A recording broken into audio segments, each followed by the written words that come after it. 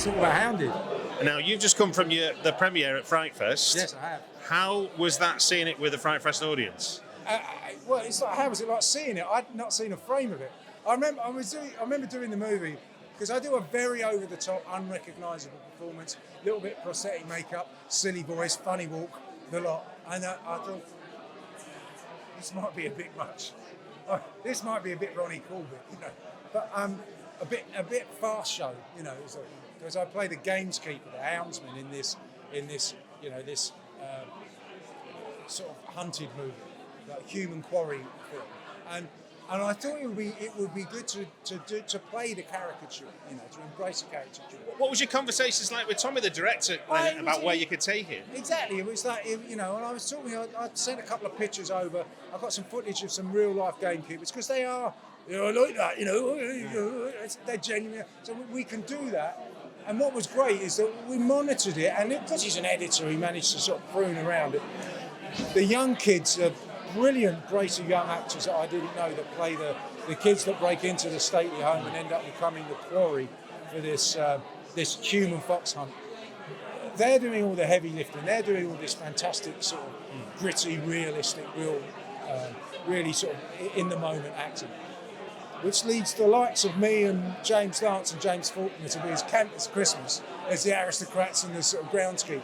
So that you have this great balance where it isn't an American horror, it isn't a slash and gore horror. It's got a little bit of black comedy about it. It's like those wonderful old Hammer horror movies that we all love that have got a little bit of camp, you know.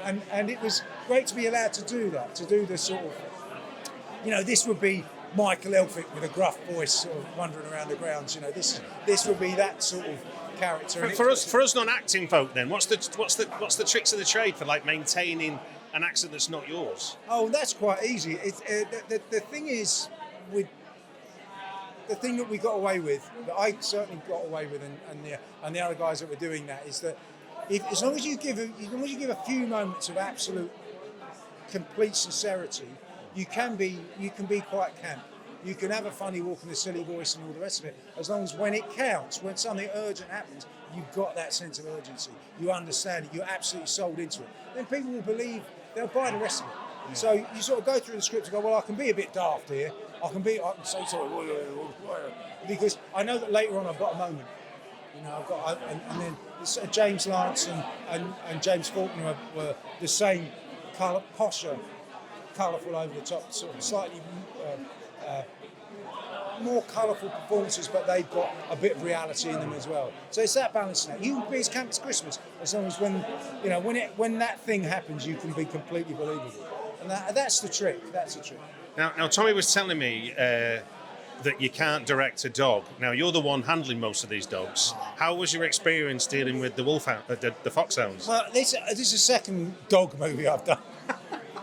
Soccer Dog, which I was forced to do by Sony, and is dreadful, was my first experience of working with dogs. And I was saying to Tommy on the phone, you know, you can't talk to them about motivation. You know, you can't, you know, they don't complain about their trailer or the fact they haven't had, you know, their lunch hour hasn't finished. You don't get any of that. But you can't direct a dog. You can't do it. He went, oh no, we've got these special hounds, and they're good. Oh, right, okay, right. And then I turned up the first day, and it was in chaos.